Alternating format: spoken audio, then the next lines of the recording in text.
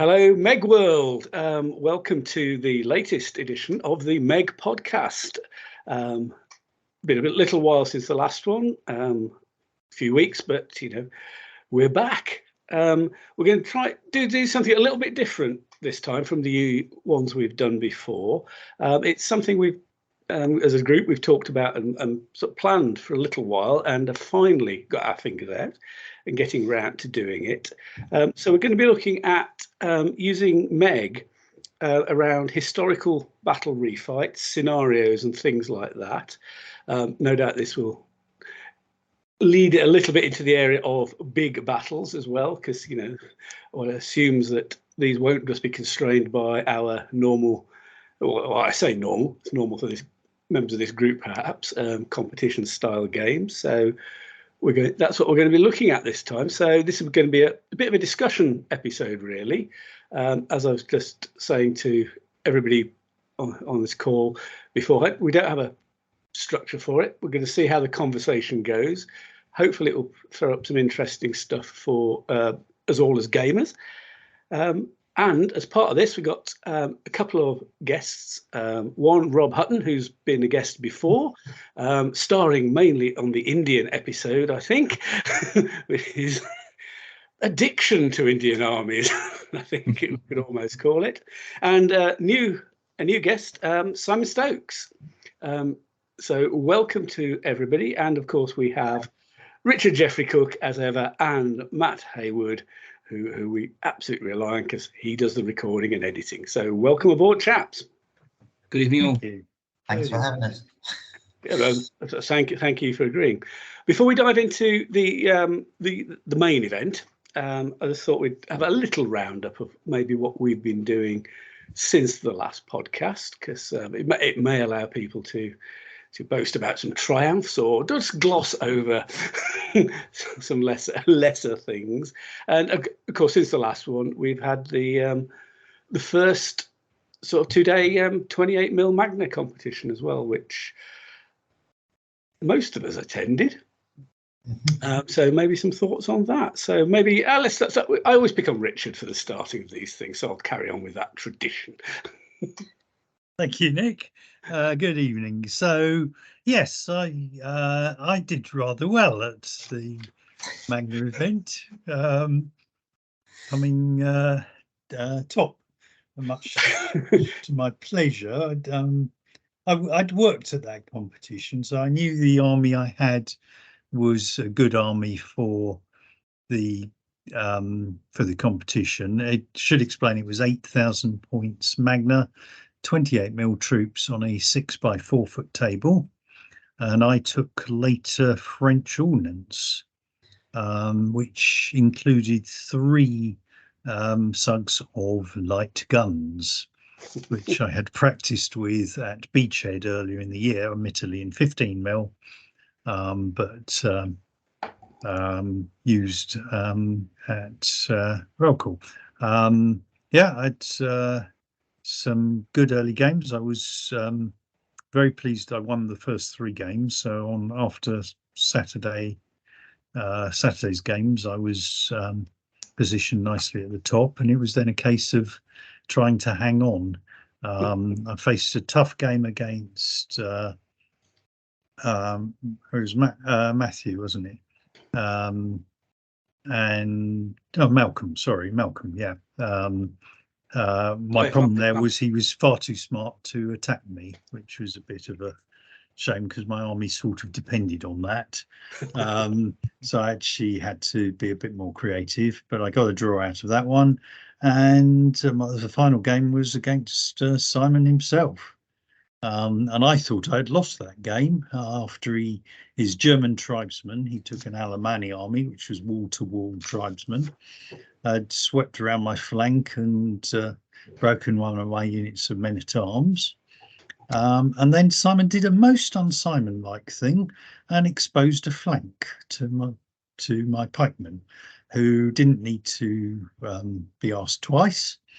And I then sort of got lucky with a couple of surviving a couple of tests that could have lost me the game. but ended up squeaking a victory over Simon and winning the competition. So I'm very pleased with that. Yeah.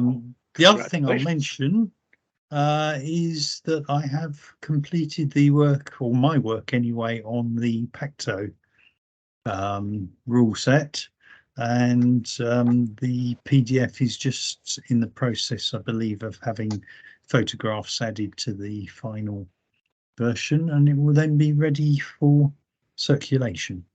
So that's a big task that is now being completed. So I'm chuffed about that. Yeah, that's really good, because can't remember if it's been between the last podcast and now. There was the 2 days of Pacto at Battlefield Hobbies, wasn't there? Yes, I managed 1 day of that, and I just say, I think I've said in social media around that, is that I because of the changes that have been made to the Pacto rules that Richard has made, with no doubt with input from other people as well, but certainly Richard's been driving it, has basically changed my view on Pacto from being very not that interested to actually it's a standalone game that I'm really happy to play. So yes, big thanks to everybody involved. The event was very successful. We had 19 people in total turn up at Battlefield Hobbies over the 2 days, and everybody really seemed to enjoy themselves. So a non-competitive attitude, is that the right word? Well, it was very informal, wasn't it? Informal. So yes, it was very good fun, and hopefully we'll see a few more of those. Indeed. Okie dokie. Rob, have you anything to boast about? Okay, the less said about roll call, the better. But no, my army I actually took along was the early Scots, mostly because I had an old Saga army that I actually converted. So I thought, well, rather than start a completely new army from scratch, I would try and convert the Saga army to a game that's actually a decent game. But I ended up acquiring a hell of a lot more troops for it anyway, so it was virtually building a new army for that. But my theme was basically, I built it around Macbeth. Oh, right. The whole thing was around Macbeth. My camp had witches in it with so I wasn't expecting too much of a thing, but I'm not one of the greatest MeG players in the world, and I will happily admit that. But I just go in for the fun of it. I had some really good fun games, and the army did about as well as I expected, and ended up, I think most of the problem was it was too big for the table with the 8, and there was a lot of figures on there, and it just sort of, all the games that I played ended up in draws. Some winning, some losing, and it was sort of felt like it was quite slow to play. Yeah, and I think that's my main take from that. I'm looking forward to doing the 7,000 point tournament in whenever that is. It's June, in July. Yes. I can't remember the exact dates. People want to look it up. It's obviously on the forum, and anybody who's it'll appear on social media, obviously, and if anybody who's on Robin Spence's mailing list for the emails he sends out at irregular intervals, it will be notified through that. So But I had four interesting games. Some were more fun than others. The only one that I really wasn't looking forward to, and was against Will in his Romans, because he'd sent me his list several weeks before, showing me what he was playing, and I went, I don't want to face that one. Hassle. And guess what? I ended up playing him. But no, that's that. But had good fun. But since then, I've been looking at the campaign army that I'm taking. Guess which list I'm going for? as the whole Meg world goes, Indians. Yeah, I got pulled into it because I'm in a new team this year, rather than the guys that I was playing with last year. Neither of them could make it, so I've joined another team. But yeah, they assigned me the elephant category. So of course it's Indians. I've still not decided which Indian army I'm going for, but it's still a work in progress, that one. But I'll be painting a couple more elephants for it. More elephants, yeah. Never had too many. Okay, Rob. And we'll move to Simon, who I'll just preempt by saying a big thank you to Simon around roll call, because due to some unfortunate circumstances for a number of people had to drop out for the health reasons or work reasons or whatever, and Simon very kindly volunteered to step in and cover as much as we needed, because he was free for at least some of the weekend. It turned out to be all the weekend, and he played. So that was real big, up to the Saturday morning. It could have been a case of I called him and said, sorry, we don't need you. So, many thanks for that. That really helps, Simon. So anyway, how over to you for anything you want to tell us. Yeah. I mean, strangely enough, I attended both of the events in the end. It is, which is highly unusual for me. I was not so super sub at a roll call. And had a blast at the Pacto gathering, and both of them took along an ancient Indian army, continuing the Indian theme in Indo-Scythian army. This is a 25mm army that I've had in the back of the garage for 35 years. So yeah, it was had a blast. Didn't do very well, but that's all part of fun. Yeah, I mean, it's often trotted out as a trite thing, but we are in it for the fun, and you can have fun, even in some games if you're not doing so well. And I don't know about other people. I found Meg is quite good for that, actually, compared to other games I've played. I think I mentioned it to you that the Indian citizens have a bunch of cataphracts, and I had in the one game that I truly lost as a I did a bit better than Rob. Actually got a result on some of my games. Yes, I was on the losing end, but but on the one game I had a unit of cataphracts that charged the entire length of the table, turned around and charged all the way back again. Didn't hit a single thing, but accounted for a unit and a half just in cab tests. Brilliant. Okay, well, yeah, that sounds good, actually. Which did cataphracts going length of the table and maybe more leads us nicely on to Matt, because I think you did that back at roll call last year, didn't you? Not roll call, warfare, Matt, with some cataphracts. You drove some cataphracts over an inordinate distance. Yeah, well, to be fair, the entire army was cataphracts pretty much, and so I think I made it to everybody's camp bar my last game, I think, with most of the cataphracts intact. So yeah, it was cool. Yeah, that's good. All I've done is rapidly paint armies or finish off painting extra bits of things for armies, and then never making it to the competition since the last time we spoke. So it's just been like between work and health, so it's just like I got a load of painting done, but that's about it. A bit frustrating when you can't get to use the toys, I find. Yes, well, the 28mm, which I won't say what they are, will be making it hopefully into July to your competition up at Hobbies. Yeah, great. I look forward to that. Okay, I'll just wrap this up by glossing over my performance at roll call. Just best summed up by mid-table mediocrity, I think. But had a thoroughly good time. I took a different variety of Romans to Will's, but mine were 3rd century Romans. But I had great fun. I'm certainly looking forward to the slightly smaller armies in July. It'd be an interesting comparison, see what differences army choice people might have.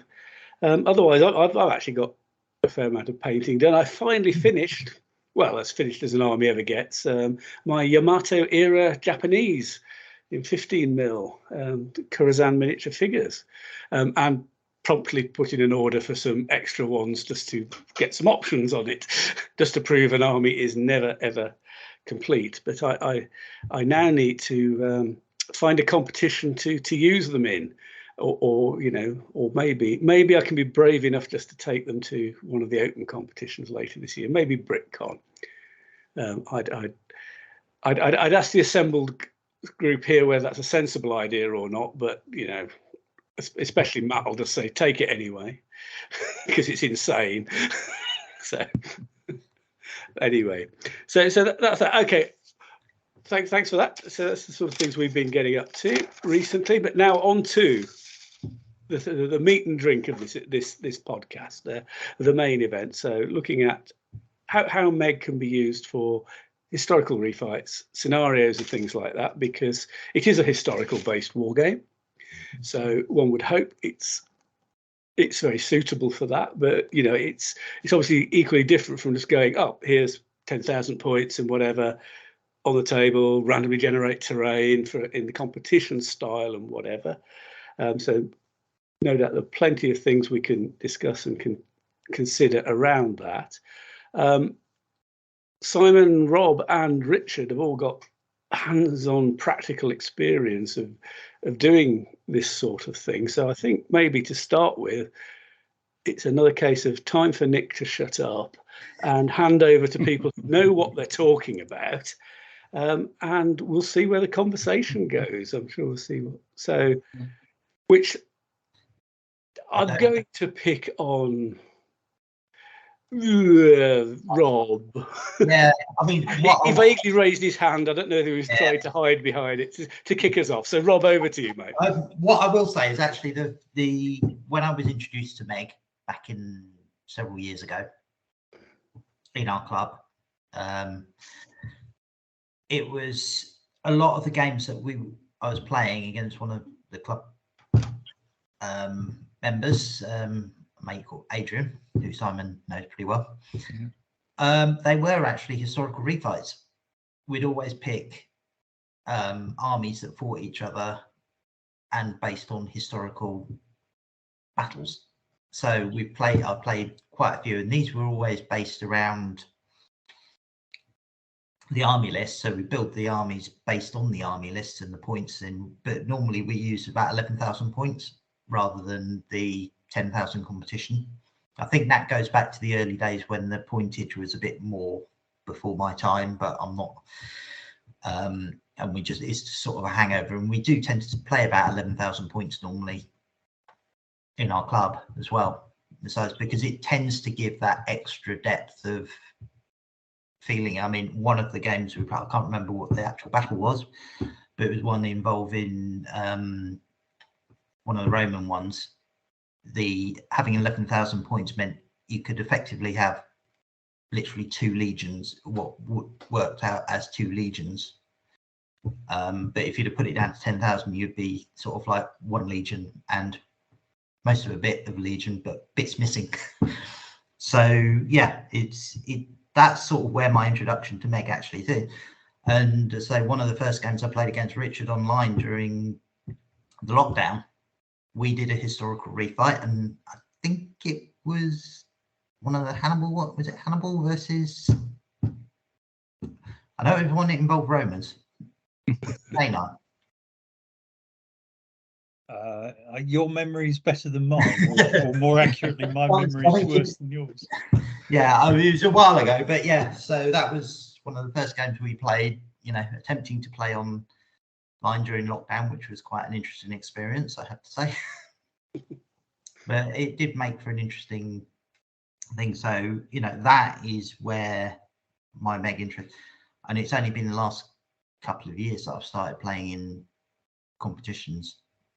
So that's sort of where I sort of started in MEG. So actually, just chipping with a question straight up there, then, Rob, is because you started off with those historical games or historically based games and matched up. We can look at what a definition of a refight is in a minute.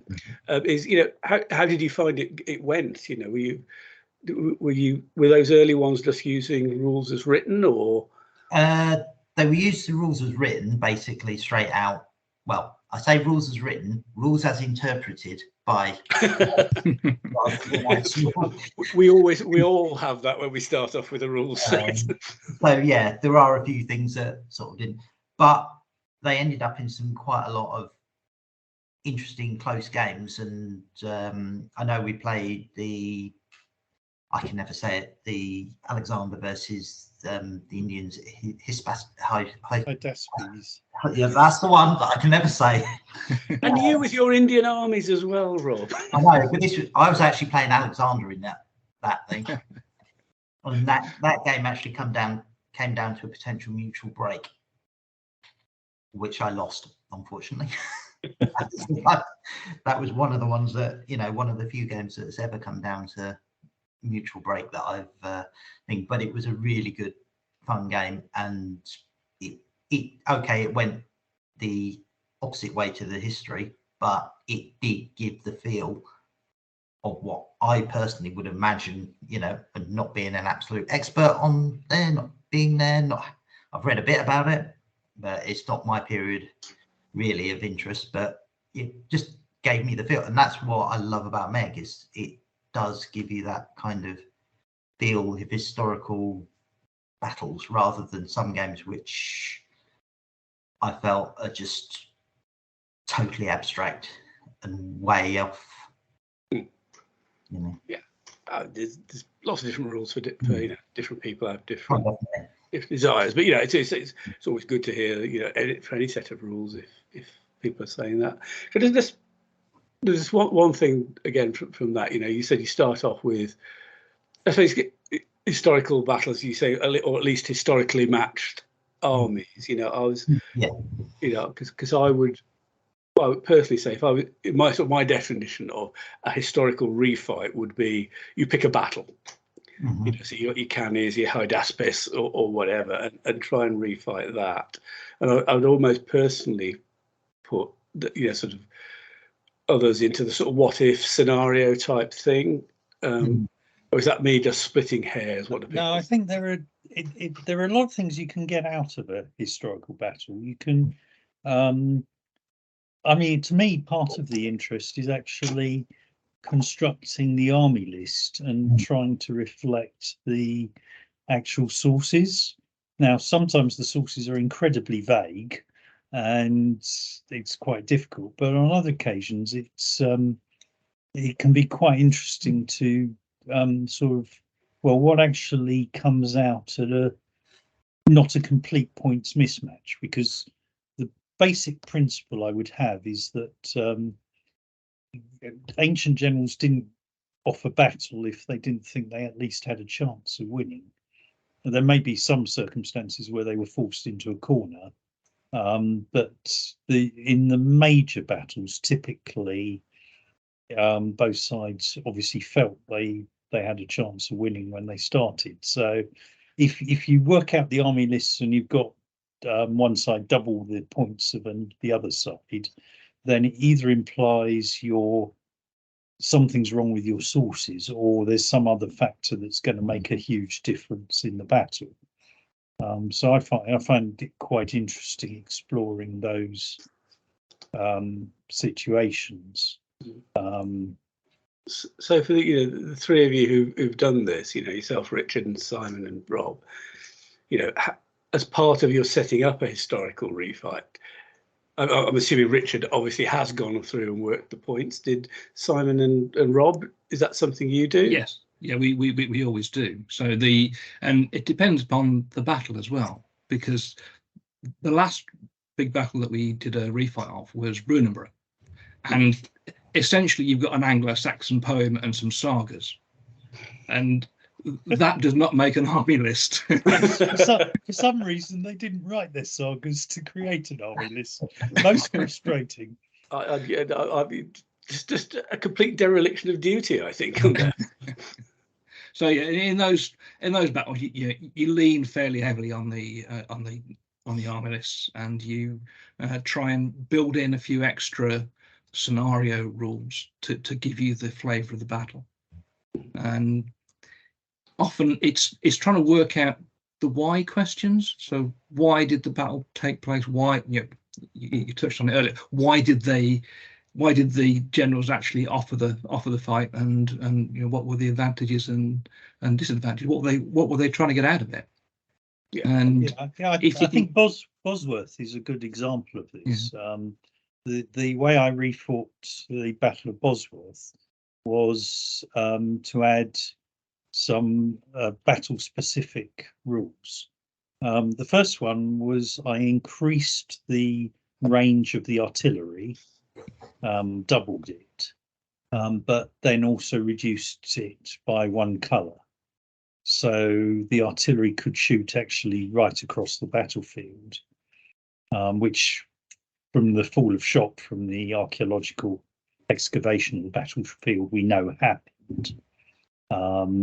But then I also, because I used the interpretation, and I'm desperately trying to remember the name of the author. Oh yes, I know the book you're on about. Mike Ingram, that's the chap. Yeah, sadly passed away last year, if I remember rightly. Yes, indeed. So his theory is that the key attack was by the French on the left flank of Henry Tudor. So I actually had the French and Scots as a sub-general's command, but arriving via a flank march, but tweaked the flank march arrival rules so they only needed one red. I also tweaked the fact that Earl of Northumberland was a hesitant command, so that he was going to need a red to activate his command, which is the one that essentially can face off against the French. So that added interest. The battle meant that it wasn't certain. We weren't necessarily going to reproduce the actual history, but it threw in some options. What if Northumberland was more active, and what if the French didn't arrive when they were supposed to? And this was purely for fun on the day. This is one of the most bizarre rules I've ever added to a historical battle. I had the "My Kingdom for a Horse" rule, which meant that if Richard III was losing the battle, he could basically launch his an attack at Henry Tudor, and it then came down to a dice-off between the two generals, starting at white dice. If you got a wound, it would go up by a colour. So if you got a wound on your opponent, you started rolling green dice. If you got a skull, you obviously killed your opponent. If you got an S, that was stunned, so you got a free roll. And essentially it was 5 dice rolls to either try and kill Henry Tudor, or indeed in one of the refights we did, Richard III died as per history.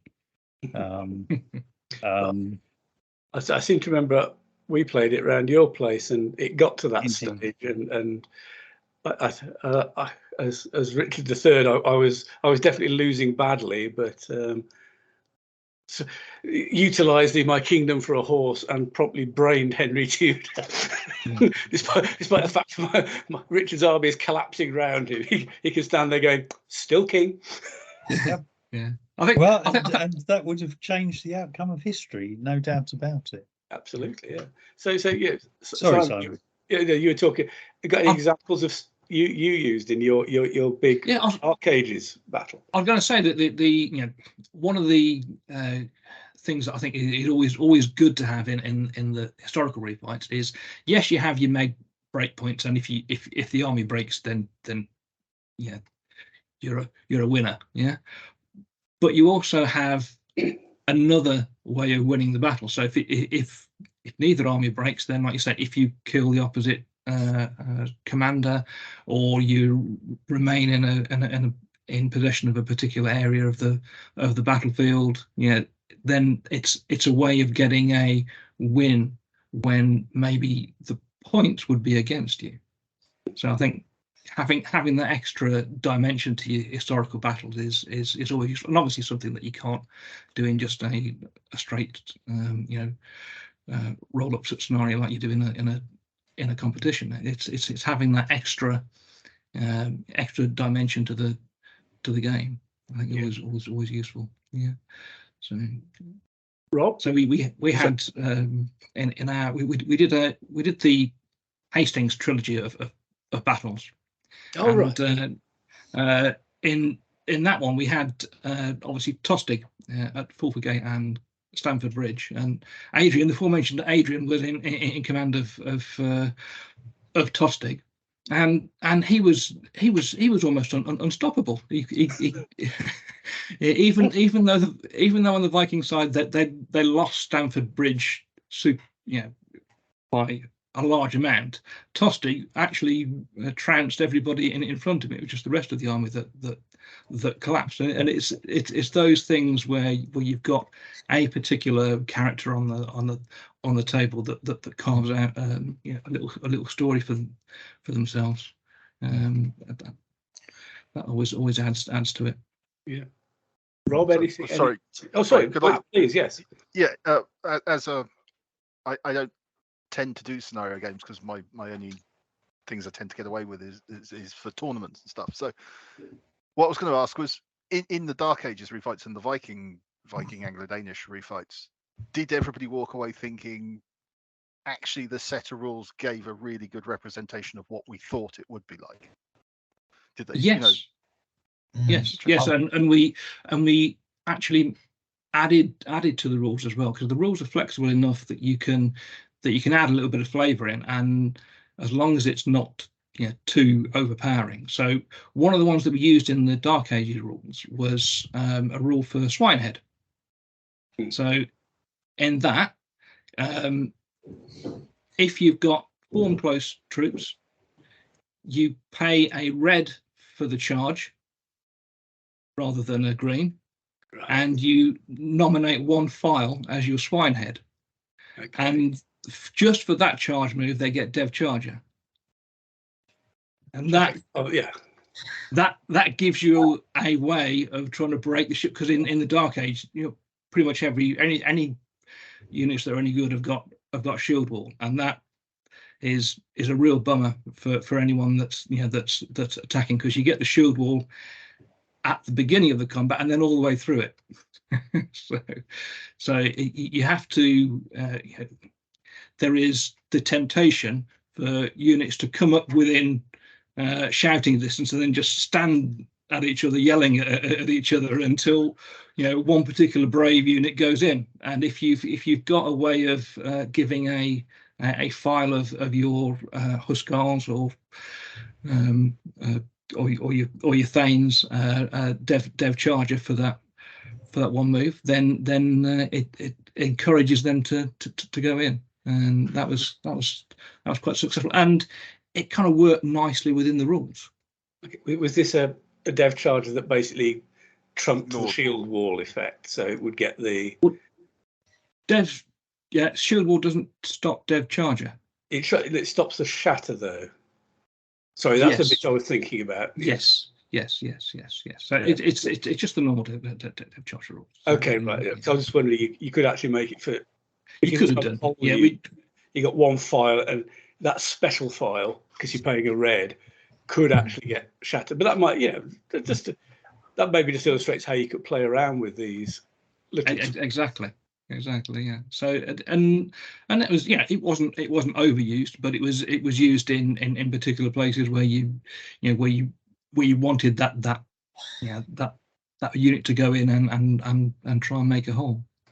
Okay, right.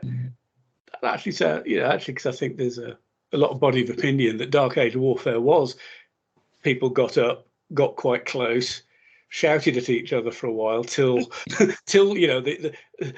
a bunch of Huskars going, actually, for social status or whatever, we actually need to do this, and launched in and dragged people close to them in. So actually, that sounds a very clever way of taking the base rules and using.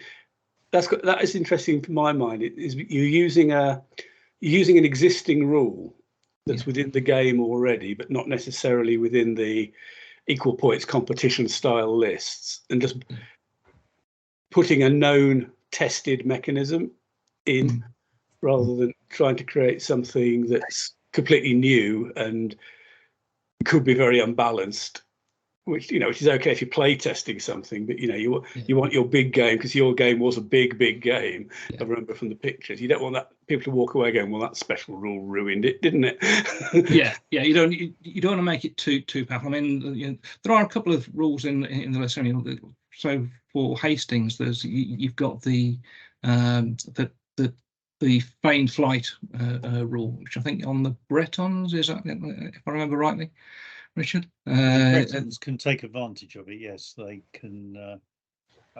So they get treated as if they're a tug, even if they skirmish, if they're in skirmisher formation. The feigned flight actually, I think, provides a lot of opportunity for custom rules, because I think the feigned flight rule in the rule book is quite cautious, so as that it doesn't unbalance competition games. But I think it actually is quite boring for scenario games, and you can liven it up by requiring the target of the feigned flight to be held on a red or something, otherwise it goes hurtling off. I would have to say that's where I think it didn't quite work in the Hastings battle, because being on the Saxon side, we just sat on the hill most of the time. We just didn't take the bait of what the actual feigned flight there, so that possibly could be something that would change. I mean, ultimately we did charge down the hill, but we did it all together, unlike in the actual battle. We learned from history, as it were. And actually, I think we came out victorious in the second. It did indeed, yeah, and it was quite telling as well, because not long after we did our Hastings refights, the Little Wars guys did the Hastings refight with their rules, and they came out with exactly the same set of results. which was kind of nice. Here's a question for everybody, which is something I've always wondered about around historical refights. Because we always say, it's often said, every single battle we've got record for is actually unique in some way. And I was listening to a podcast recently that was talking about the clashes between Rome and the Hellenistic kingdoms, and the expert on that was basically saying, actually, there's 5 big battles and they're all weird in some way. But how much do you think, if you're setting up a refight, you should expect the result to be close to the historical result? I think it doesn't have to be close, because you're not doing a restaging of the battle, you're refighting it. So as long as you've got the same worries, the same concerns, the same problems that the commanders have to overcome, then it's a good battle. You don't have to fully replicate every single aspect of it. You don't want a simulation, because my view in gaming is the point is, okay, you start with the same forces, but what is the point of trying to simulate the thing? Because you might as well just maneuver the figures around in exactly the same way, and it's quite dull and boring. And I mean, there are systems and games out there where I've seen historical simulations, and I find them very, very, very, very tedious. But, so I think it's a case, if you draw the line at the point where you set up, you can. I mean, this is the other thing, is when you do the setup, do you set up as the historical forces were set up, or do you just take the historical forces and set them up as per MeG would normally do? I mean, I think it was one of the battles, the Greek city-states against Sparta, one of the last battle that was fought against Sparta Oh, was it, you were talking to Hellenistic one, so like Silesia? Silesia, or the one where Sparta lost at the lot. I think it was, was it one of the well, they had a Spartan with some Greek allies anyway. I remember fighting that one, and we set it up as with the terrain as per the battle, and there was the forces were as per the battle, but what actually came down to in the end was the ability of the players to do that, because unfortunately the person I was playing against someone who was a lot less experienced than myself, and he literally set up it really badly. And actually no, it wasn't against Greek, it was Spartans against the Persians. okay, so Plataea or something. Plataea, that's the one. Oh, right. Yeah. Sorry. Yeah, that's quite a tricky battle to set up, because one of the issues is actually what starting point do you pick, because historically the Greeks were trying to redeploy to another hill and had got halfway through that when the Persians attacked them. So do you set it up so that the Greeks are in a mess that they've got to sort themselves out of, or do you allow the Greeks a more free hand? Which, I mean, in this, I think we replicated it by having really crappy generals with the Greeks on the right hand side, you know, and it was I think, and then it was we used the Allied rules to play, so it was like dealing the cards to see whether they actually came out. And I think the Greeks, I was playing the Spartan side, and the Greeks actually, it took 2 rounds for them to actually get themselves sorted, but by that time it was actually the Spartans on the other flank that basically drove straight through the Persians and actually won the battle on that without even needing the other Greeks. So that was the way but that I think was down to the player on the opposite side not being too experienced with the game. So there are I think it's the point that in the historical scenarios you can really play around with the setup, but quite nicely. There's it doesn't have to be just two ranks drawn up against each other. We also do a lot of Italian Wars games, and so one of the Italian Wars games that we did was Agnadello, which is 1509, so it's Venetians against the French.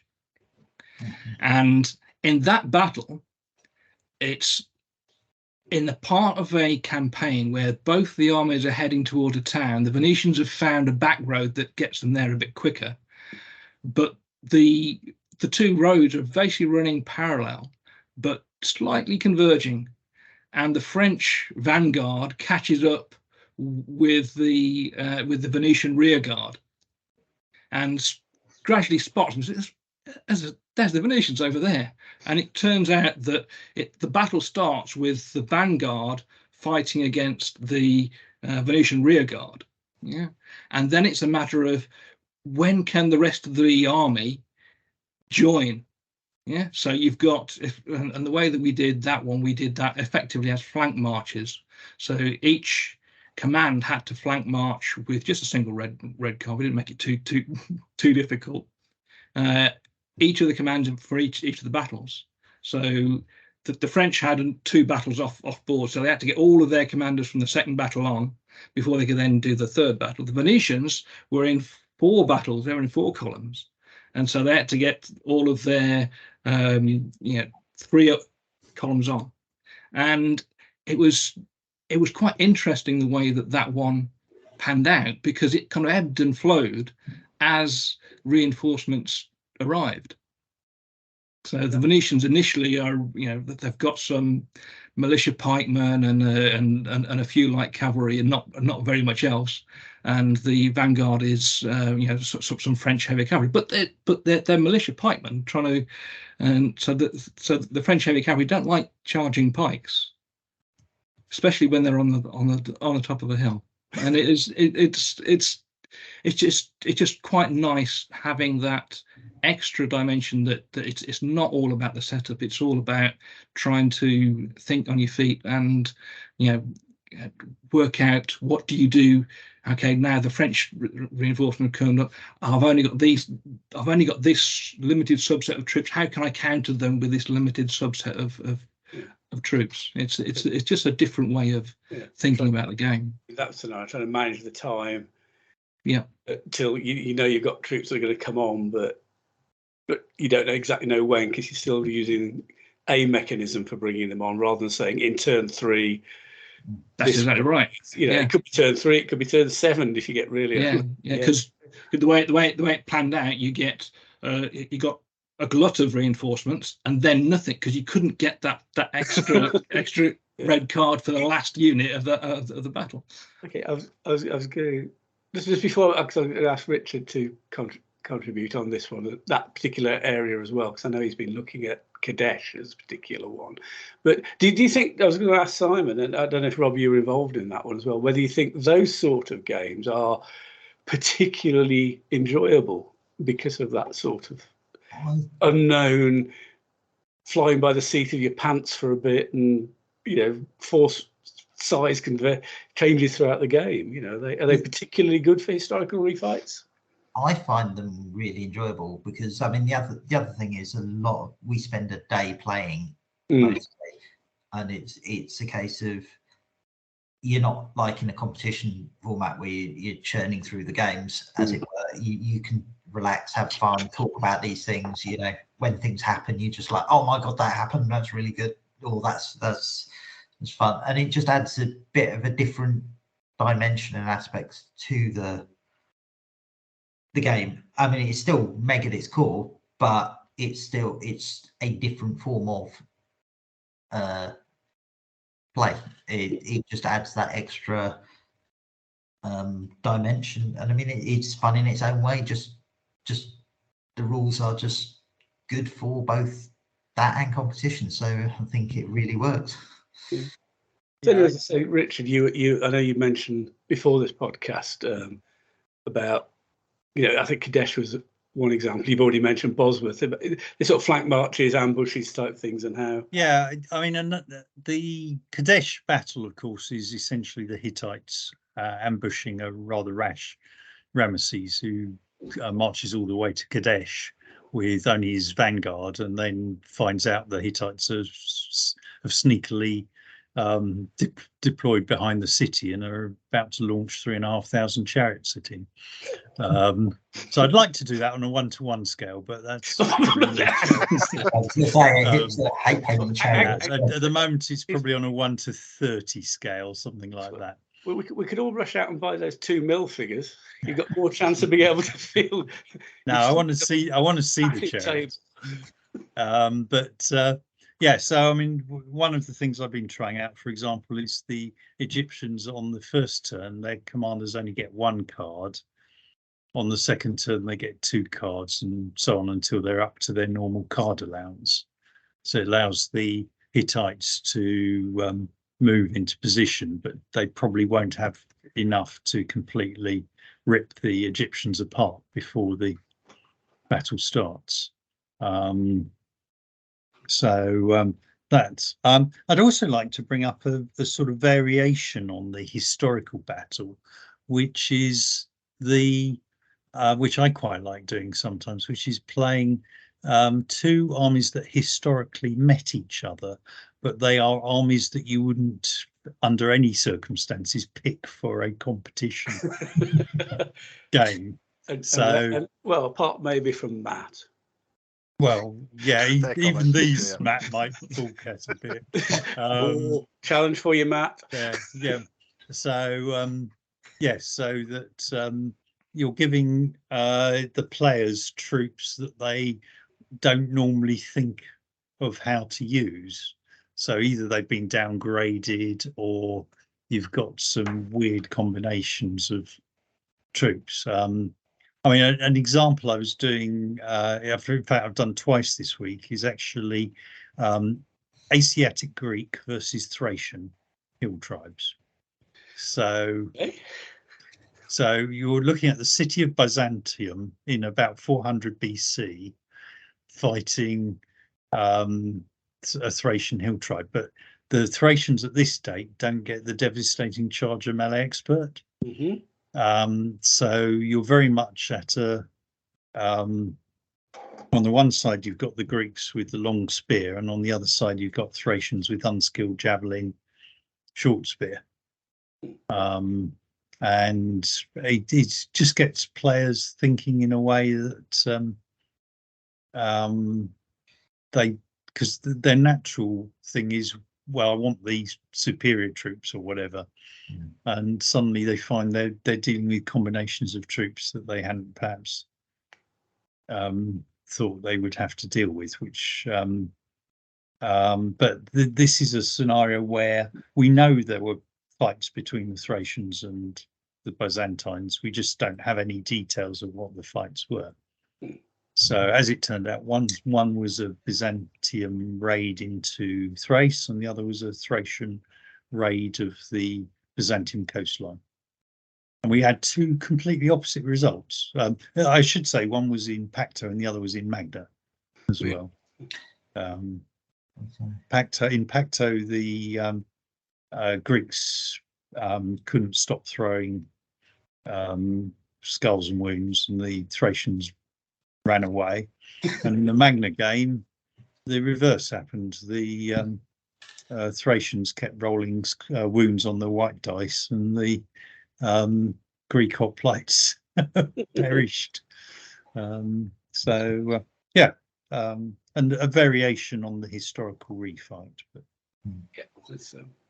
and just to add one more thing that I just thought of, in terms of the actual setups of the games, we tend to play on a lot bigger tables.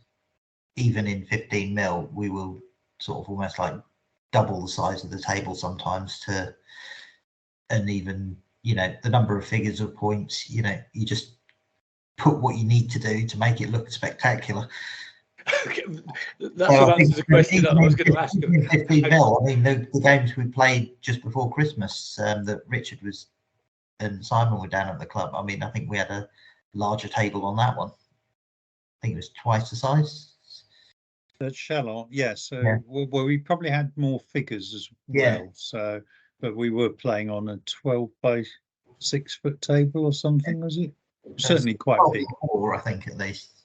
But it was quite a. But that's the other thing you can mess around with, so you can actually get the space. So, whereas in the actual competition games, like I was saying earlier, with the size of my Scottish army on roll call, couldn't move, whereas on a larger, I had, most of that army was actually used in the Brunberg game that was a few weeks beforehand, and with that we didn't bother with the flank deployment, so you could deploy in the flanks is as required, and it just gave that extra bit of maneuver. Although I did get bottlenecked up with my cavalry in the middle, that was my own stupid fault for deployment in the wrong place.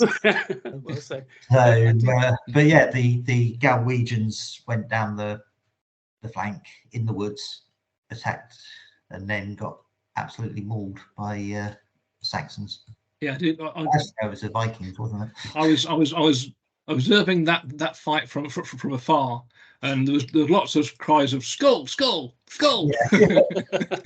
Yeah, and it was all the dead Galwegians. Yeah, it seemed a particularly bloody fight, that one. But I'm definitely getting a vibe here that certainly the ones you've set up have been a case of a certain amount of how big a table, how many figures have we got. It's almost your table size is being dictated by the number of figures rather than anything.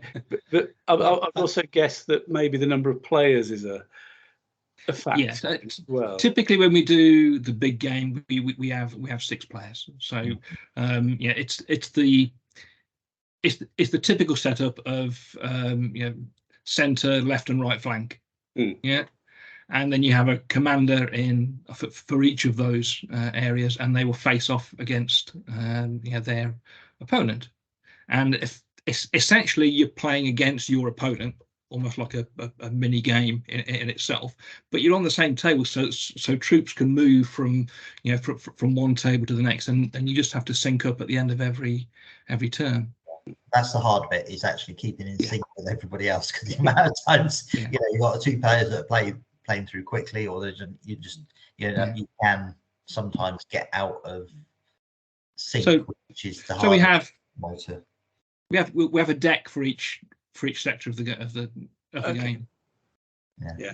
Is it? You could, if you had the people, would it, and somebody was willing, would it, in some of those games, if they're really big, would it be useful to have sort of a games master who just keeps an eye on keeping you all in sync, sort of thing? Yeah, we started off by trying to do it as one army goes, okay, then the next army goes, so you get 3 players going simultaneously, but that didn't really work. That felt a bit stilted, so we just sync up at the end of the turn. Okay, so in your sort of like your 3 sectors, people, it's like the movement phase. They're just alternating the movements till they run out of cards, and then at the end of the phase, you all stop and go right melee phase. Yeah.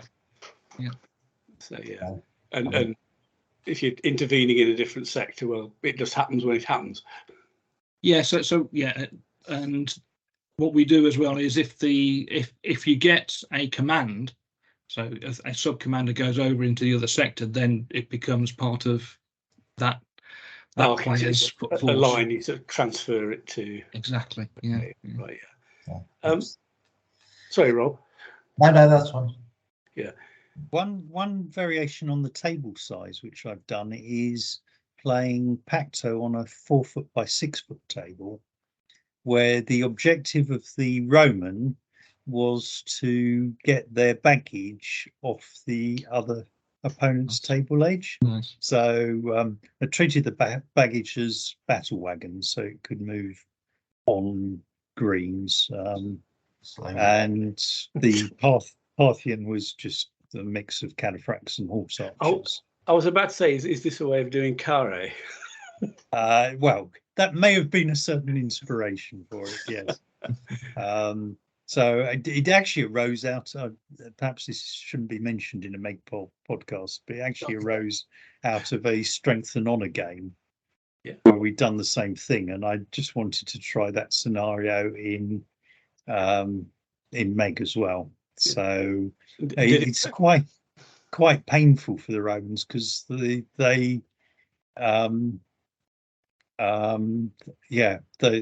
Parthians can whiz around with quite a lot of impunity, and in fact the Roman was successful because they held their cavalry back, and unlike poor Crassus, they didn't get their cavalry destroyed, and that actually gave them enough maneuverability to keep the Parthians at bay. But yes, there was a lot of Romans using shield cover to minimize the effects of Parthian shooting. Yeah, well, you have to be very patient as the Roman player. Yes. Okay. Yes, but then again, the carré it wasn't over very quickly. The meat of the famous battle, the Romans weren't happy at the end of the day, but they hadn't been broken, if I remember right. The army disintegrated overnight, didn't it? Its cohesion fell apart, but that was largely as groups tried to get away. I mean, and there are records, I think, of legionaries with 50 arrows sticking out of their armor. Because the Parthian arrows could sort of weren't strong enough to penetrate through, so they get stuck in the armor. So that's a really quite inventive and creative way of approaching a battle as well, and using the different scales of the rules as well, because I can imagine trying to do carré with 28mm figures and have a table that's long enough to make it a really painful experience for the Romans, because that's sort of a core part of the battle. The Romans are not having a good day. Now, I've never done this with Meg, but one of my other battles in the past was the March of the Galatians, the retreat from Delphi. So the Galatians have to go through this mountain pass. And basically, each turn you rolled randomly, and a unit of Aetolians, so they could be javelin men, they could be Thuriophori, there was a whole mix, would randomly appear at some point on the mountain. And the aim of the Aetolians was to defeat the Galatians before they got off the table.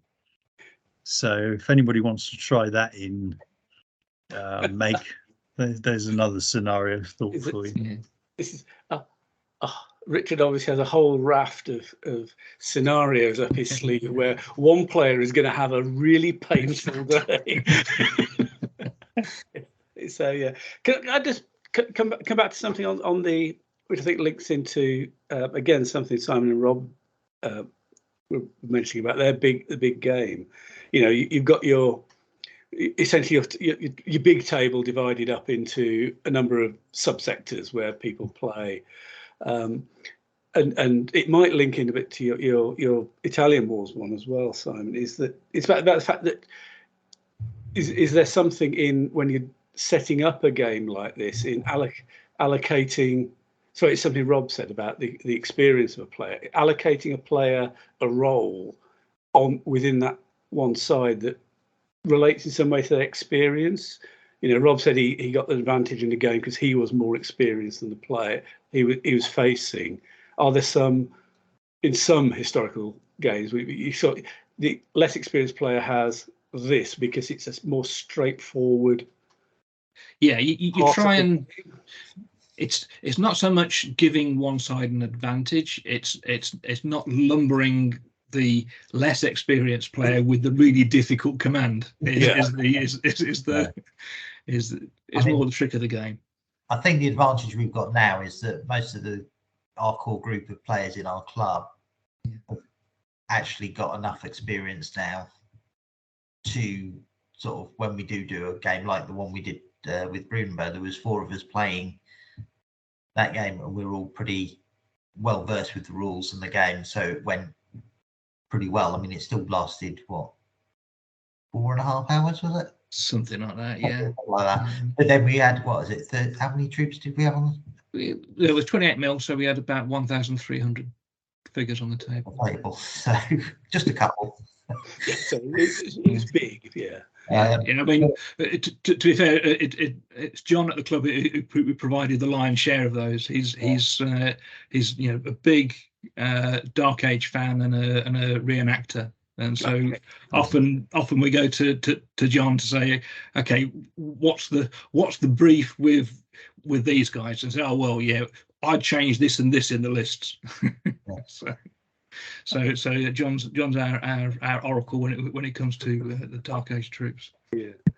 Okay. So just, possibly you just need to mention about briefs there. That's something we'll come on to shortly around scenarios, because at the moment we're mainly thinking of the historical refights, which, as Richard mentioned earlier, tend to be sort of set piece, destroy the enemy ones. But it's just so back to the, in a way, to the point, the question I asked about should you expect a refight to have the historical result, and the answer to that was no, because there's one, that's boring, and two, I suppose we're rolling dice and people can make decisions, but also it's linked to the points thing, that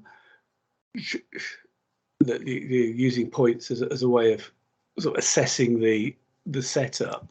Should you effectively expect the side that won historically to be the bigger army in points?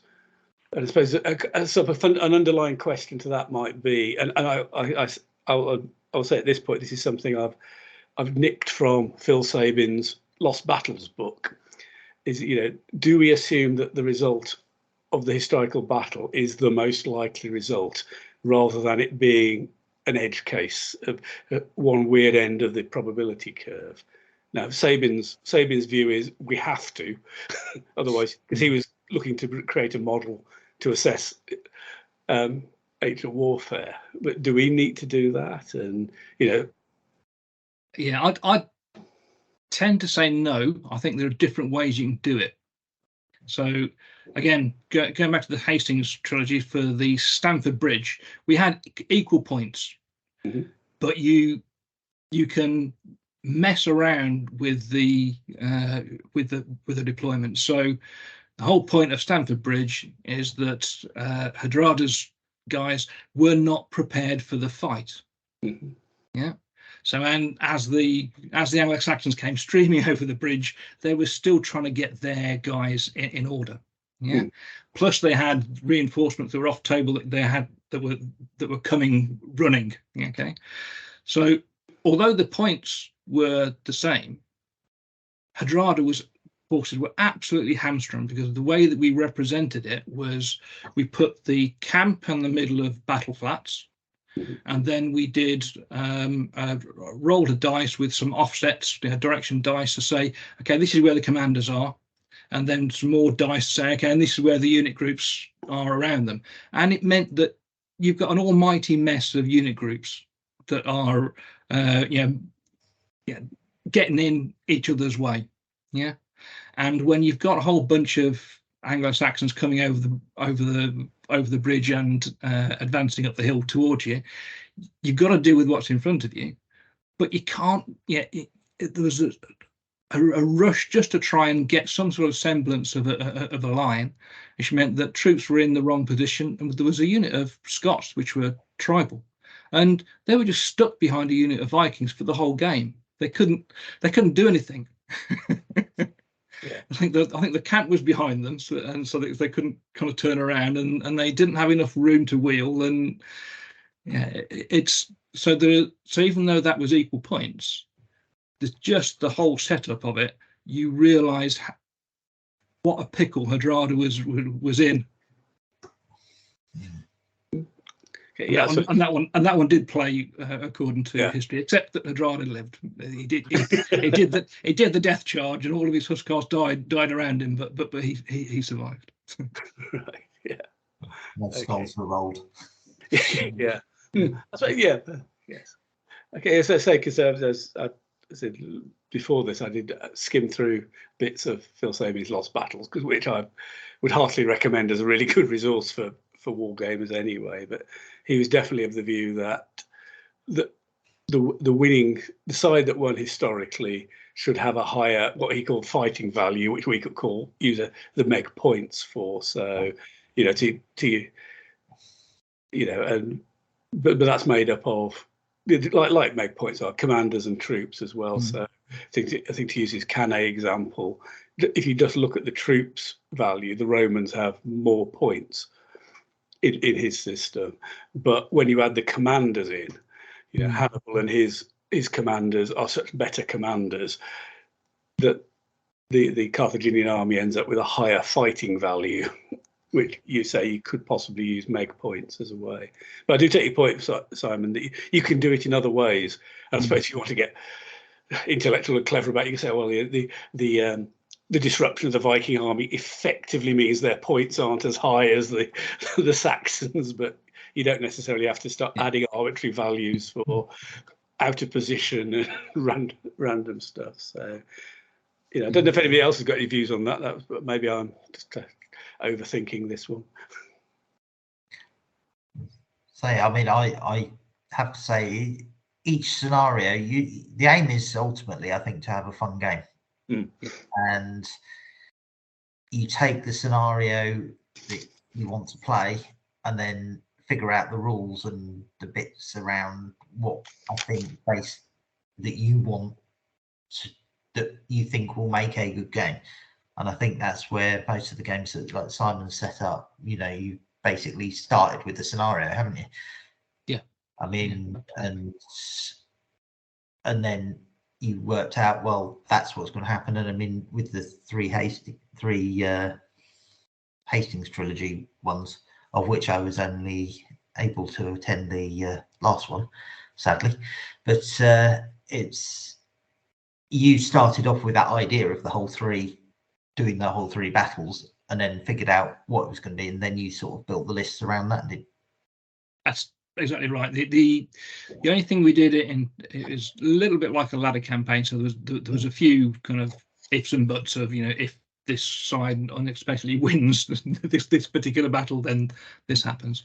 The only thing that we carried through on that one was we carried through casualties on the Huskars, on the elite troops, because the view was that you would just be able to draft in the local fjord for to make up your army for the rest of them. So there was a little bit of husbanding of troops in the earlier battles. I missed all that, so Yeah. I didn't turn up for the big one at the end. You just got to throw them all away at the end because No, I was on the Saxon side and we won. That one was a counterfactual Harold Godwinson wins the day battle. Yeah. Okay, cool. I think so far we've been talking quite heavily linked to historical battles. So let's expand it out. We mentioned scenarios a number of times, but possibly so far in context of adapting a historical game. But I just wondering, thinking of scenarios in a wider sense, just some including stuff you just make up. What would make a good scenario if you were just creating something to make Rob's point of having a fun game that isn't another Cannae refight or another Hastings refight, but equally isn't just an equal points competition style game that's got something, a curved ball thrown into it or whatever. What sort of things. And actually, just before, I know Rob was teeing up some thoughts. But I just wondered if Matt's got any thoughts on this, because oddly, we sometime before the dinosaurs, when I DBM days, our club used to run quite a few scenario games, and the guys that organised them did an exceptional job. They were always intensely enjoyable games, all for different reasons. But the one thing that I remember was it was always about the player having an objective, not necessarily to win, but they had an objective that they needed to achieve. So one was like a Roman Hunnic fight is the one that comes to mind.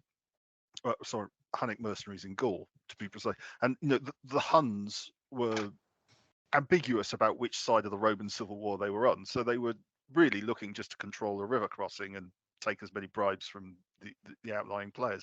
But so the Hun player had a very specific objective, was not necessarily to do any fighting, it was just to control this river crossing. And in MeG, that would be stopping people marching or something along those lines. So in the games that I've played, and also some of the mechanics that were used, like whereas MeG has a fixed movement, fixed range system, some like DBM does as well, but they modified that in that there was a random chance at the beginning of the turn that would either increase your range, decrease your charge range, that kind of thing. So you were never quite sure in any one turn that what you had in your head you'd be able to do. So and those kind of things that just push it into the realms of excitement, I guess. Excitement's not the right word. Well, it could be excitement, could be very frustrating. Yes. Well, in particular of the random movement, actually, I think it was Salute one year. They ran a I forget the name of it was one of Victoria's grandchildren, I seem to remember, in the Zulu Wars, who either got himself killed or damn near got himself killed. Oh, there was it was a foreign prince, wasn't it? A French prince or something? Oh, it could be a French prince. Yes, you might well be right. And the scenario was he was trying to get away from the band of Zulus. So and he had a British squad with him, effectively, a platoon of troops or whatever. And they had advantages, but the problem was the Zulus threw. I think they actually used cards, a bit like MeG. And you pull out a card, and if it was like a face card, their movement was like an extra 2. And it made the game so intense because the British players could take it safe and move far away, or they could, and it was a brilliantly simple game that had you thoroughly engrossed. It took about an hour to play, I seem to remember. And it was just genius level, very simple mechanics that just drove it forward and made for an excellent scenario-based game. So kind of waffled there. But yeah, basically objectives and mechanics that give you the essence of what you're trying to achieve with the scenario. So I think one of the other things that I probably think nobody's really used much is the actual weather in Meg. Yeah, I've Because there are, and I don't think I have ever used them. Yeah, well, Looked at them. The one scenario that I keep trying to get people to play is the Italian Wars for Novo, and there the weather rules really do play. And I've got, but no one's interested in fighting river crossings. I would. It's the problem. Especially a river that might flood. Yeah, well, I've got, because there in Fanova there are 3 crossing points. Yeah, and it was the rains from the previous night that are swelling the river, and so they've got rules for basically the river rising is not even across the whole river. It goes up on the one ford, and then the next player along gets to start to roll to see whether the water rises, and then the next player along. So you can play around with that even, and definitely do that at one point when I find some players that don't mind getting the feet wet.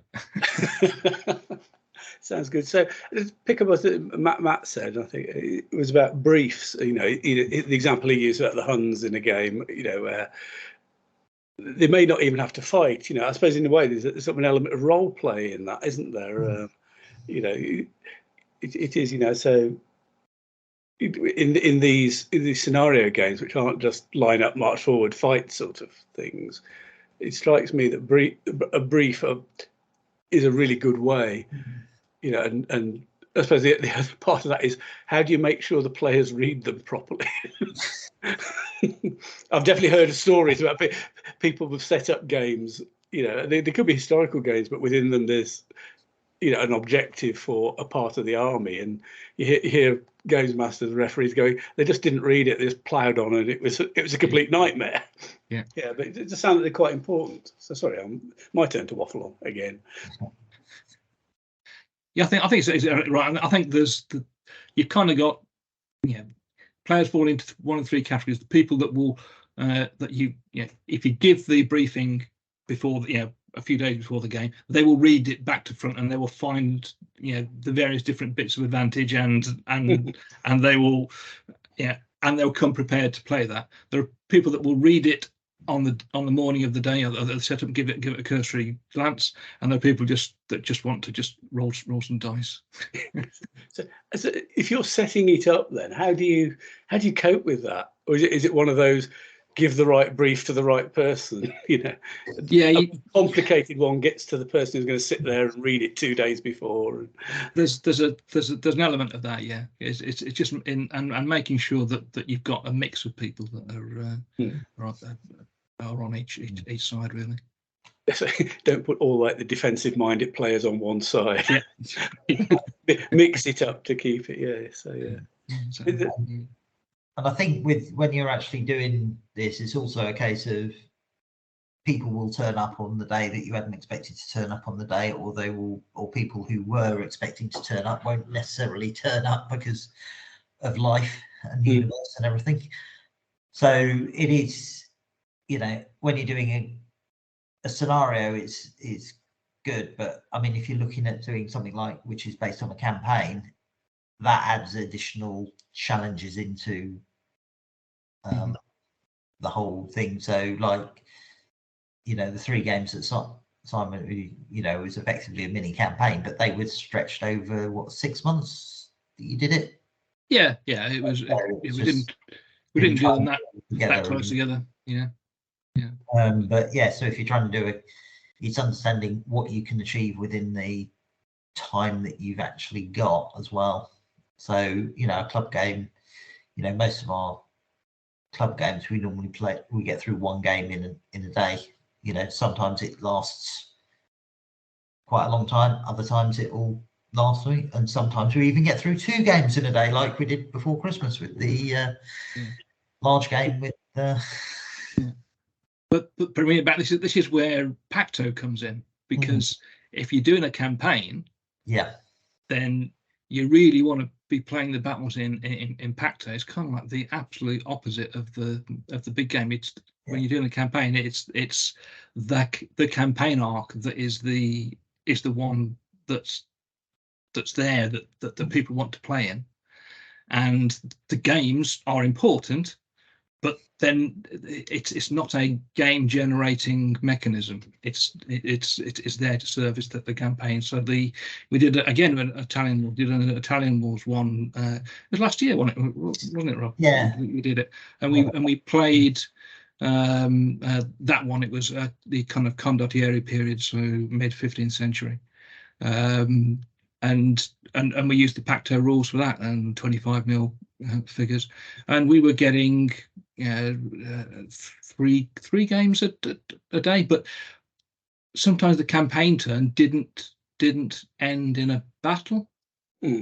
So the it might be a siege, that you just roll the dice for, and that was quite fun, because although we did it face to face, the battles weren't the be all and end all, and in fact part of the mechanic of the campaign gave rules for a commander if they wanted just to take their forces off the board, just to walk away, which they might want to do as part of the campaign, which you'd never do in a scenario battle. So that was a campaign where you'd be sort of meeting up for a day's gaming, doing a number of campaign moves, and if a battle was generated, that could be fought in Pacto. So I was trying to get my head around how the campaign rules would work. Presumably they're not stupidly detailed, needing vast amounts of umpire time.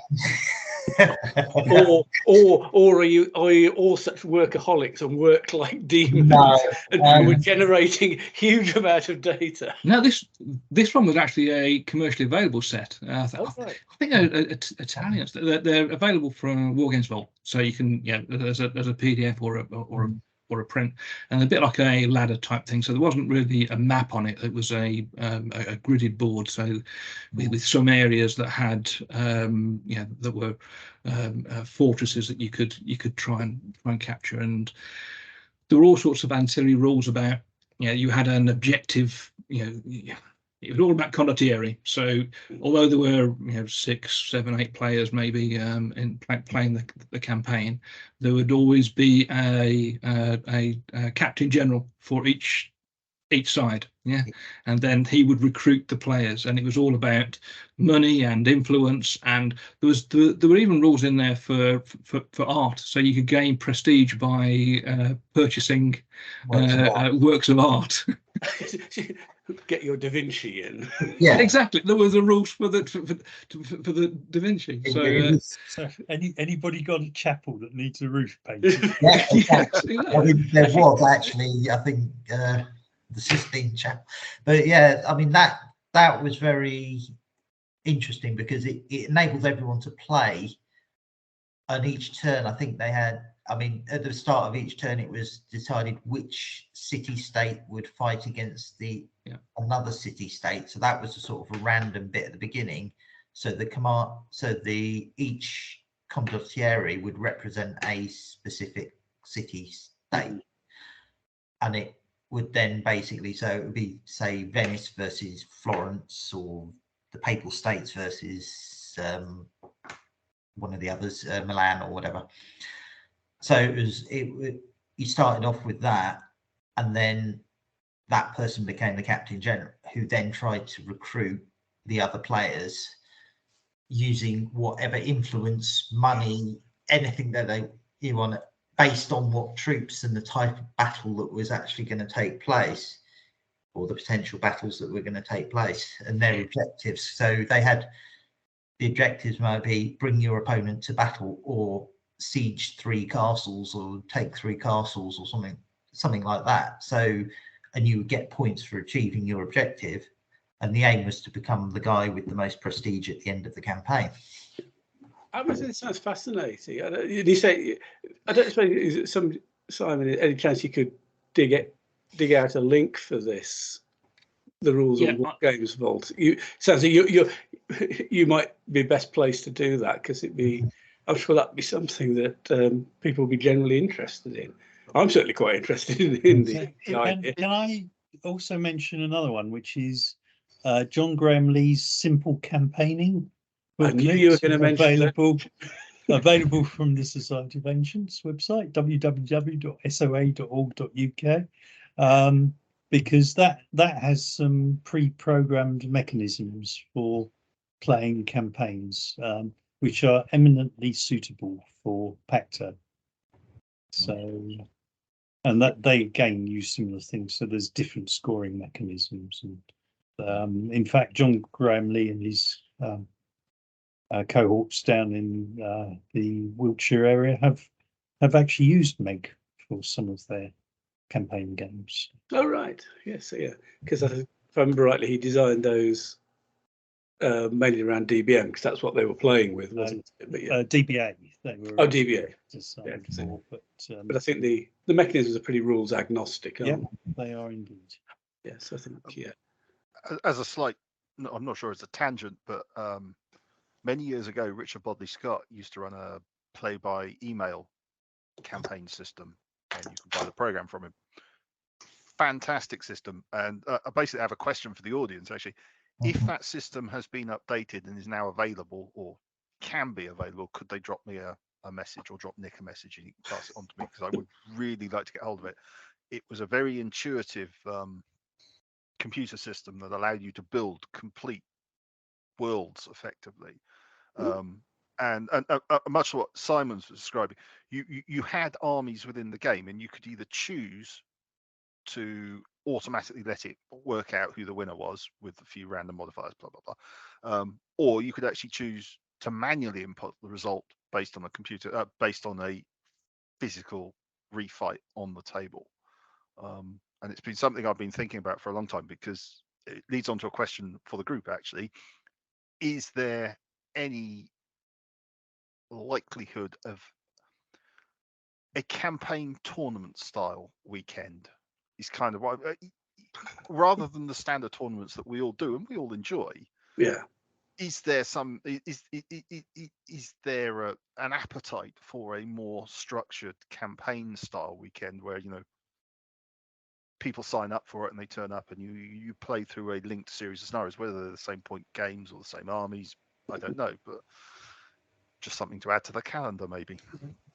I think that's a really interesting idea, and certainly the system Simon just mentioned, and I've vague memories about the existence of Richard Bodley Scott's system. I think that goes back to like DOS days, doesn't it? It's pre-Windows even. I was running campaigns out of my university room, so that would have been the early 90s. Yeah, so it's I had a game that Richard developed for the Tandy TRS-80. That would be 1980. I've actually programmed on one of those, so yes. That is old. Oh no! Yeah, you've opened a whole new we're going culture there. Oh, it's going to get into serious nerdville here, isn't there? So it's yeah. No, actually, no, I think that, well, we obviously throw that open to the listening public out there.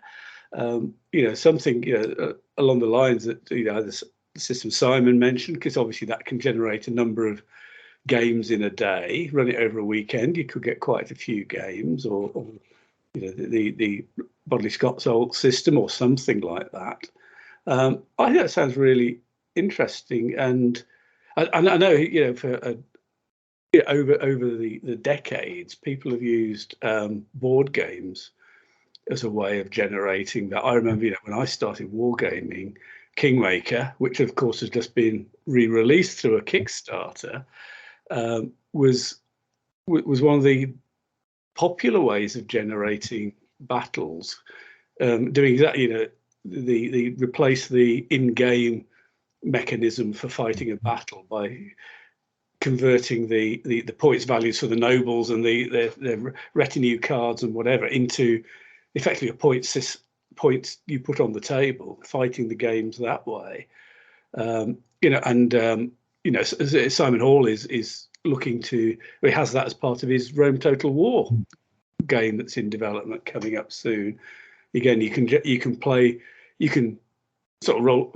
I'm not too up in the details, but you can roll for the combat's fairly straightforward, or you can play a little mini card game, or you could fight it out in something like Pacto.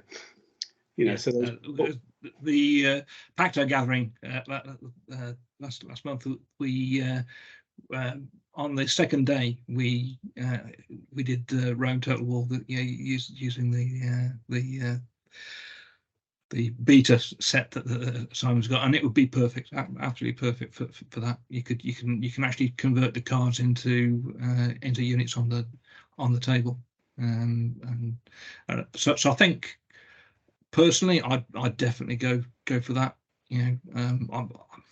I'm not really a competition gamer. It's fun, but doing the campaigns and the historical stuff is stuff that floats my boat. So I think something like the Pacto Gathering, where you've got a full weekend, you could do a really nice campaign with getting in many battles. I think that would be absolutely perfect. I think that would be brilliant. I mean, I love playing Pacto, but linking it up with a campaign kind of thing, and actually having sort of a 2-day event where you actually focused it around a lot of different things. I mean, take the Italian Wars, for example. That would be absolutely, because there's so many different sides and things and factions, where you've got the more factions you've got, the more interesting it becomes. Yeah. And even when you haven't got factions, you've got that kind of team element where you've got two teams of players playing against each other, and that's always fun. Matt, I think it's a great thing to bring up. I'd certainly be interested, and as I said, more towards the beginning of this, after going to that Pacto day, and the changes Richard's put in for Pacto, I'm up for doing it in Pacto. Asked me 6 months ago, and I've gone, Pacto. Can't we play it in Maximus, which of course is completely impractical unless you've got a week. To do it in, but I think it's an excellent idea. I think we should definitely investigate that. So if all of you out there, the community, anybody who's interested or know people who are interested, Simon said it's different from the competition game. It's got an outcome, and there could be a winner at the end of it, but it'll be a different sort of winner. It won't be the person who's won 4 or 5 games, depending on the weekend necessarily, although they may have done. But it could be depending how the campaign's set up. I think that's a really, really good idea. And somewhere like Battlefield Hobbies could be a really good place to run it, or one of the other shop type environments, because there's space there for if there's some battles going on and you're not personally involved in those, you could do something else. Have your own little Pacto game alongside it, or something else, or exactly, because you spend some of your money on whatever the shop's selling. Because you've got essentially just a whole bunch of small Pacto games going on as part of that campaign term. So it's lots of small games. It's not like we do, which is one big game. Although you might want to do that as the final showdown. But yeah, see, that's a good idea.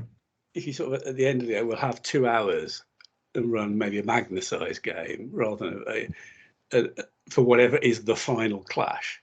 If you think it's going to, or just the most significant battle in the last round.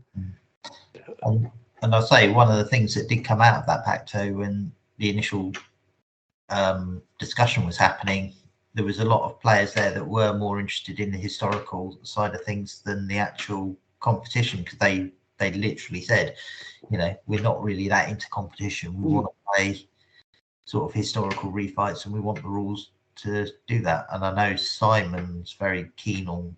He said he'd design them for historical refights rather than competition. Yeah, well, to be fair, although certainly Matt, Richard, and myself had sort of floated the idea between us of doing this podcast or doing a podcast around this. I think the bit that certainly kicked me up the arse to actually get and do it was talking to those guys at that Pacto day who just chatting with them, and they made the point. that, you know, a lot of things like this podcast have been very tournament oriented. But whilst, you know, they were very kindly said they quite like listening to them, it wasn't what they want out of their hobby. You know, so hopefully we're meeting their needs a bit on that, but also throwing up some really good ideas about things that, you know, those of us who are, if you like, competition gamers, to put us in a silo, can broaden our horizons. And yeah, that idea, I'm quite excited by the idea, actually. My God. And actually, I think Italian wars really does seem to fit. Yeah, It does, doesn't it? Sounds like we're going to have to. He says, thinking, who makes? Oh no, I've just. Alternative armies. 500 quid on Khorasan for alternative armies. Their figures are really nice. They're a bit, but they do some really nice Italian war stuff, and they're not particularly expensive, and they're always doing discounts, I believe, aren't they? So, yeah, mind you, if you're talking Pacto, you're not talking vast amounts anyway. No. So I was thinking, go to, I think Blue Moon do some very nice gendarmes and stuff figures, Landsnakes. Landsnakes. Even if you're buying, 15mm metal more at the upper end, you're still not paying vast amounts for it. I've got enough Italian war stuff to do Pacto anyway, because that was campaign last year. I had my Milanese. So, Nick, sorry, go on, Richard. Are you sure there weren't any Japanese mercenaries around in the Italian war? Never say never. Yes. So once again, excellent. We seem to have something to blame Matt for. I always like to come out of these podcasts with be able to blame somebody, preferably Matt. Although a couple ago it was Philip Powell. Oh yeah, those Byzantine armies. With his cheeky army. I might have bought a similar one. Didn't we all? So yes, I think, and again, I think it could work really well. So thank you for that idea, Matt. I'm sort of feeling that's sort of almost a point to wrap this up on, almost a high point, where we've covered a number of things on the historical scenarios, and then they've touched on campaigns at the end of it, which is nice, and there's a bit of big battle stuff thrown in. So, in the interests of keeping it relatively, we've been chatting away for quite a while now, which I think hopefully everybody's enjoyed and the listeners will enjoy as well. So let's on that point, and go away and look into the idea of doing a mini campaign based around a rule set, maybe like the one Simon said, and get battles done in Pacto. Brilliant. I'm sure if you mention it to Simon, he'll write us the entire campaign rules over a weekend whilst he's multitasking at something else. So. Don't even go there, Matt. So Simon has other things he needs to do, including is very good at doing that kind of thing. The Simon, that's it. The other Simon that we have on this podcast, on the other hand, could have the crosshairs moving towards him. As I said earlier, if you could dig out that Wargames campaign, that sounded a good start. If anybody does have the answer to Matt's question about Richard Bodley Scott's ages old campaign, and of course, as Richard mentioned, the SOA publication, which I know I've got, and I'll probably, after we've finished recording this, go away and dig it out and have a look at it. But I seem to remember that they were, it's a really convenient way of that is definitely a battle generating sort of campaign, but with some tweaks as well. So excellent. So thank you everybody for those contributions. I think hopefully, as I say, everybody out there will find this interesting, and I think we'd love some feedback on this, whether people would like us to do more of the non-competition ones, or the non-history ones, which do tend to have a competition component in that we just design 10,000 point armies, or maybe we could do one that also talks about how you would turn it into a mini campaign around, because we do tend to look at armies and enemies of. So maybe some that we can expand and diversify our content. Yeah, please feedback. We because the idea is that this is fun and informative for people. Whilst we enjoy doing these podcasts, we want people to enjoy listening to them as well. So I think we'll just do the traditional wrap up for news and announcements section. Which brings us back to competitions in a way, because there's a few upcoming. I'll just remind people of the ones coming up in May and June. 13th and 14th of May, there's the campaign weekend in Milton Keynes. 5 games over the weekend that's ably organised by Will Denham. Takes place in the Milton Keynes shopping centre, which is different.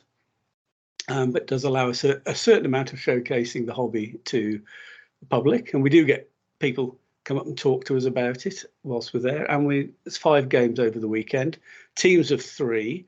So if anybody's interested in taking part in that, even if you're not 3 people as a team, drop Will Denham a line, or try it.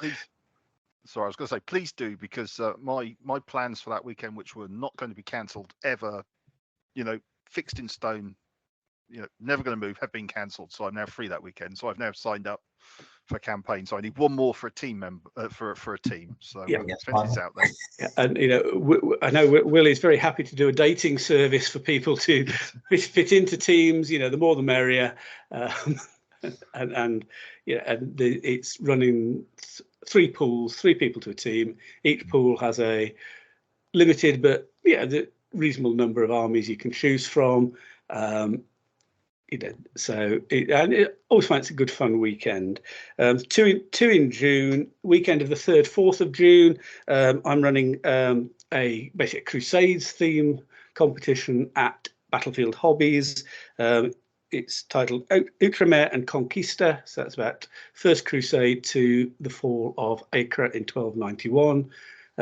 It's up on the forum. Basically, there's a list of armies that are allowed for that, but it's basically Crusades. And as already been mentioned, the end of June, 24th, 25th of June, another 28mm Magna event, again at Battlefield Hobbies. This time we're playing at 7,000 points, 28mm on 6x4 table. So that'll be a bit different from the 8,000 we had before. So some of us have got to tweak our armies, Oh my God, where do I lose 1,000 points? I don't think Rob will notice losing 1,000 points if he feels the Scots again. It'll still be massive. Bringing in Vikings. So those are the upcoming over the next couple of months. Don't forget Tommy's event in Ireland as well. Yes, absolutely. My apologies to Tommy. Unfortunately, it does clash with the Magna one, but Tommy Warden is running a Maximus event in Ireland at a gaming convention there. So, I certainly encourage anybody who fancies a long weekend in Ireland, wants to maybe play some different players, go and play some Irish players and support Tommy, who is a big advocate of MEG in Ireland. And I believe he's actually going to be also coming over with his granddad for the Outremer and Reconquista one. So he comes to visit us, and I have to apologise to him quite publicly for cocking up the dates and getting the Magna on the same date as his competition in Ireland. We need more weekends in the year, less weekdays, more weekends. Yeah.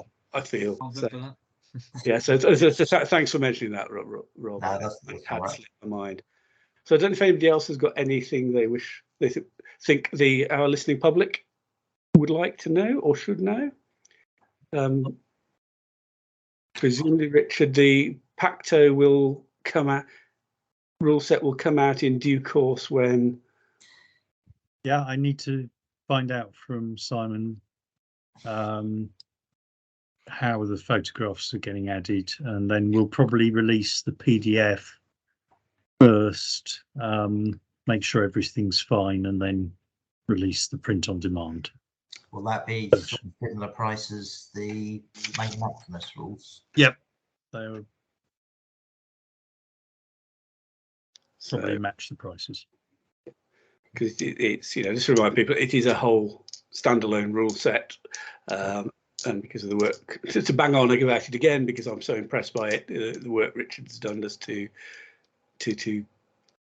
make it more of a standalone rule set rather than the baby brother of Maximus. There aren't too many differences, but they're quality ones, I have to say. So, hence my interest in a Pacto campaign weekend.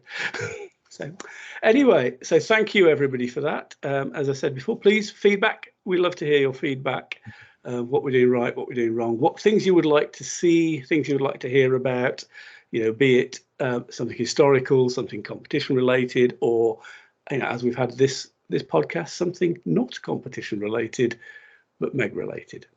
So hopefully see people across the table somewhere, be it a gaming table or a pub table. Good night. Yeah, good night. They're up.